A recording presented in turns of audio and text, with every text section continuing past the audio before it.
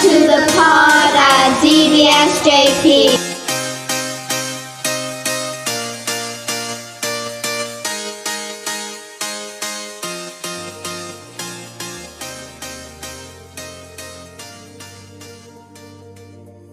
Hello and welcome to DBSJP, the podcast where we discuss topics relevant to our school and wider community. I'm Michelle. And I'm Farida. This month, in honor of April being Autism Awareness Month, we will be focusing on the topic of autism and its impact on the community. Join us as we explore this important issue and learn more about how we can create a more inclusive and understanding environment for everyone. Hi, I'm Sash, and today we are privileged to have with us a very special guest, Emirati artist Abdullah Lutfi, who is on the autism spectrum. Thank you for joining us, Abdullah. Hi. You're welcome. It's great to have you here with us today. Can you tell us a bit about your journey as an artist and how you got into it?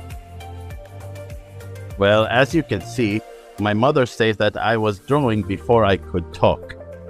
I was able to communicate through drawing. Later, when I was in school, I was introduced to the beautiful world of comics.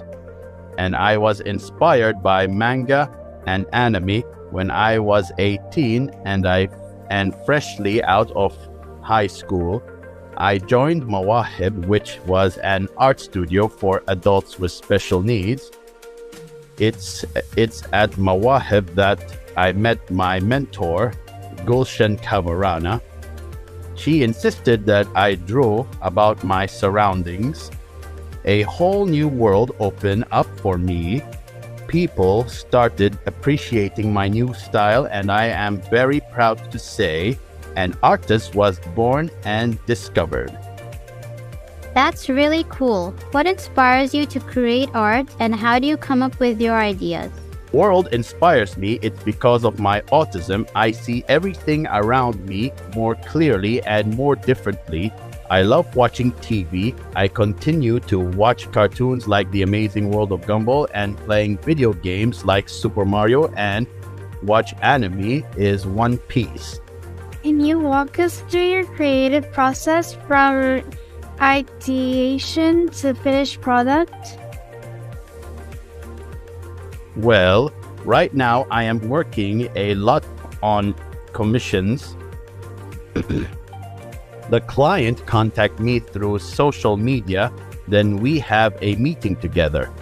The client informs us about what their needs are. Then they give a detailed brief. I start drawing digitally on my iPad and send it to the client for approval. Once the final approval is done, we put all the images to get on Photoshop and share it with the client. I get really excited to see the final result, which is printed on different merchandise. What challenges have you faced as an artist with autism and how have you overcome them? Anyway, being an autistic savant is artist has many pros and cons, more pros than cons though. I take things too literally and sometimes I miss the social cues.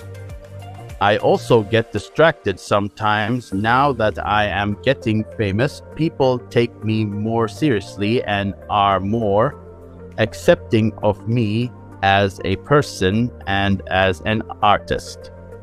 I now ask for assistance if I am confused.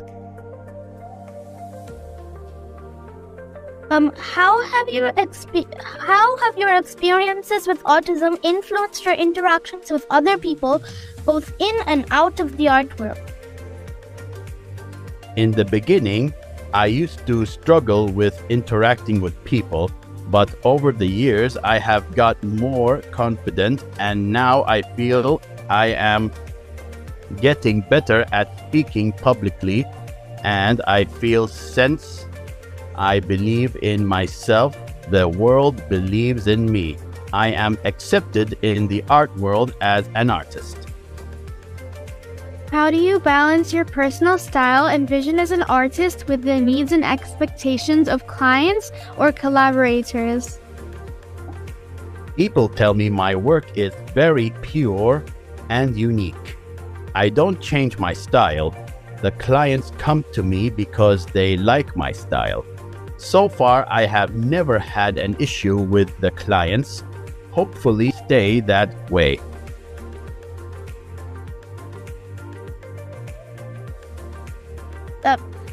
Do you have any advice for other individuals with autism who are interested in pursuing a career in the arts? Well, my advice for other individuals with autism who are interested in pursuing a career in the arts is go for it. Practice, practice, practice every single day. Keep drawing, painting, sketching, do whatever makes you happy. Don't hold back. Don't do art for other people to like it. Create stuff that you like and what brings you joy. It's a wonderful career once you are ready. Work it an art mentor and a creative coach. We know that April is Autism Awareness Month. What message do you have for people who don't know much about autism or don't understand it? I feel there is so much awareness about autism that everyone should be aware about autism. My message is please accept us the way we are. We are not interested to try and fit into your world. We would be happy if you try to understand our world. Our brains are wired differently, and that's why we are the way we are. So please don't try and change us. We are truly happy in our world. All you need to do is accept us and respect us.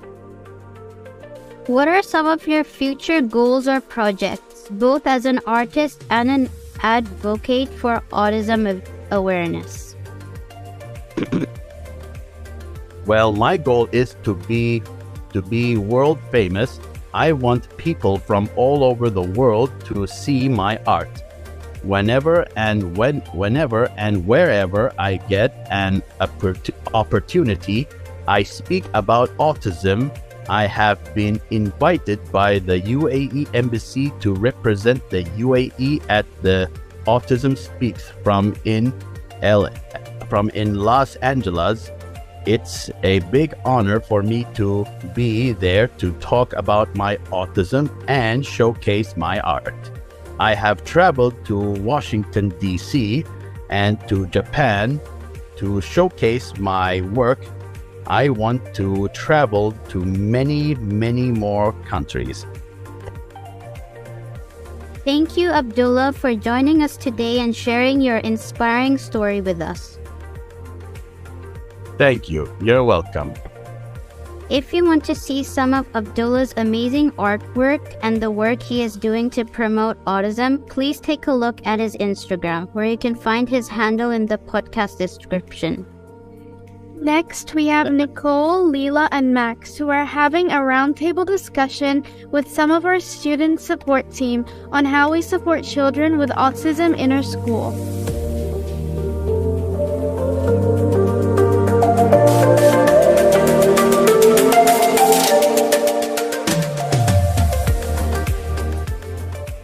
Welcome to this segment of the podcast on autism awareness and support at Dubai British School. I'm Cleo, and I'm here with Nicole and Leela, as well as our two amazing teachers, Mrs. Williams and Miss Davis. Today we'll be talking about how we can better support and promote autism within our school community. Yeah, and wasn't the segment before this inspiring? I am sure lots of artistic students will enjoy listening to Abdullah's story and his rise to fame. All right, so let's get started. So, Miss Williams, Miss Davis, can you each tell us a little about your roles in school? Sure, okay, I'll go first. So I'm Miss Davis and my role is within alternative pathways in primary. And this means we give students opportunities to access a different style of learning. So we focus on our communication skills and learning through practical activities. For example, last term we created our own cafe.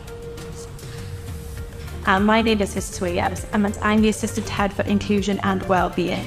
And I'm here to make sure that all our students are supported by the teachers and by the ILSers and by the class assistants, that they are fully informed, they get lots of information on how they can help them best support our students and make sure that all of that is organised.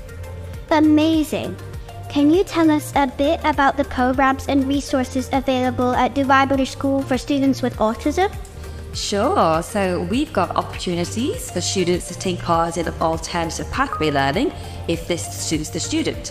And in primary, this mainly takes place in the Blue Room, which is a great space for learning, as well as having sensory break options, such as a trampoline and a weighted blanket.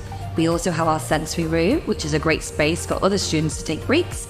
And if they need some time to get away from the noise or the lights, or if the environment's just a little bit too difficult to process, we give them some time to have time for me in the sensory room and also in our therapy room. That's really great to hear. But what are some of the common misconceptions about autism that you've encountered? So there are actually quite a lot of myths about autism, and some of the common misconceptions include that only boys have autism. That's not true. That autistic people don't feel emotions. Definitely not true. That autistic people do not want friends. Big myth. And that everyone with autism will have the same experience. Now, it's also called neurodiversity. And basically, all neurodiversity means is that our brains work very, very differently to somebody with autism, and that's what makes them a little bit different. But it also makes them very, very creative, and it also makes them super clever. So if you think about the celebrities like Elon Musk, Mr. Tesla, they had autism and they were neurodiverse and they were able to think about outside the box. And I was also talking to a parent who worked for the Shell company, and she was saying that a lot of the staff in Shell are neurodiverse and very clever and very good at engineering. So there are a lot of myths about when your pathway can lead to neurodiversity. That's really interesting. So, how can we help teachers and other school staff to better support students with autism? Well, we can help teachers and staff by increasing their understanding of autism. I show how to use this knowledge to create autism-friendly learning environments and different learning activities.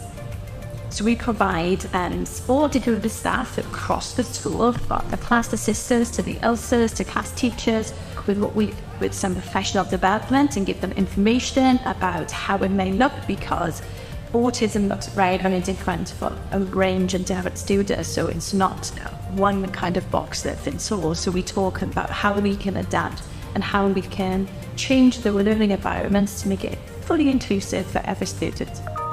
That's a really great point.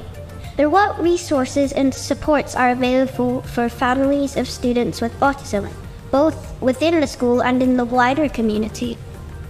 Well, we have lots of different resources available. We will hold coffee mornings, and we invite all parents out for coffee mornings, and we can share information with them about autism and about other SEN needs as well, and they can connect to each other, so they have their support network within each other's parents. There are lots of different Facebook groups and WhatsApp groups that can provide support. We even have a special group called the CIC at DBSJP, which is a group of parents that will work together and support each other. And there is, outside of the bigger community of Dubai, there's the Autism Centre, and there's lots of other resources that they can tap into. And on top of that, because Dubai is very much about community students that have determination, they also have the Unified Games, and these are special games that and escorting activities that allow students to think cognitive. All right, that sounds amazing. So let's switch gears a bit. Can you share with us some success stories that you've seen in supporting students with autism at DBSJP? Yeah, certainly. So generally, it's wonderful to see our students coming to school and being welcomed by everyone. And it's great that there's a shared understanding that not everyone is working on the same goals, but we can all celebrate each other's successes. And a great example was this year we've had a student who worked very hard to prepare for and experience the Year 4 sleepover earlier this year, even though it was a bit of a challenge. It was fantastic to see him enjoy the event with his friends and classmates, and for our community to be understanding that it's okay to join in a way that suits an individual. So like bringing your own food or having an extra adult to help. Everyone's been very understanding and supportive. I think that's really important for you to all to be aware, and for us to be aware, is how amazing DBSJP students are at being part of an inclusive school. They can welcome absolutely everybody into your school community. And you as students do a phenomenal job in looking after each other and looking after students with additional needs. You should be really proud of yourselves. Thank you, that's amazing. So what are some of the goals and aspirations that we have for promoting autism awareness and support within Dubai British School? We would love to level up our understanding of autism in our school community so that our staff and students feel empowered to not only accept autism, but to move towards advocating for autistic people, which means being an autism ally who is responsive to the priorities of the autistic community. So this is where Autism Awareness Day is really, really important, because it raises awareness and we all come together, we talk about it, we accept it, and then that's what makes us a really inclusive school, is the fact that everybody gets together. These workshops and coffee mornings, bringing in the parents and how wonderful you all are, it's all connected to that. Wow, those are some amazing goals. Well, that's all the time we have for today. I want to thank our guests, Mrs. Williams, Miss Davis, and Abdullah Lufti for sharing their insights and experiences with us. Yes, thank you so much for joining us today. We hope that this discussion has been informative and helpful for everyone listening. And don't forget, if you enjoyed this podcast, be sure to subscribe either on Apple Podcasts and Spotify, and make sure to pass it along to your friends and family, and stay tuned for our next bonus episode. That's right. In our next episode, the Year 5s will be holding a debate with our very own head teacher, Mrs. Falhi. We're excited to hear what they have to say and share it with you all. So thanks again for tuning in, and remember, the pod is all about bringing you the latest news and events happening in our very special school community. So stay tuned, and we'll see you next time. Thank you.